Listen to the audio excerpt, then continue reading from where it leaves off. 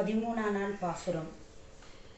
புள்ளி வைக்கின்றானை பொல்லாரக்கனை கிள்ளி களைந்தானை கீர்த்திமை பாடி போய் பிள்ளைகள் எல்லோரும் பாவை களம் புக்கார் வெள்ளி எழுந்து வியாழன் முரங்கேற்று கொள்ளும் சிலம்பீர்கான் போதரி கண்ணினாய் குள்ள குளிர குடைந்து நீராடாதே பள்ளி கிடத்தியோ பாவை நீ நன்னாளில் கள்ளம் தவிர்ந்து கலந்தெழுரெம்பாவாய்.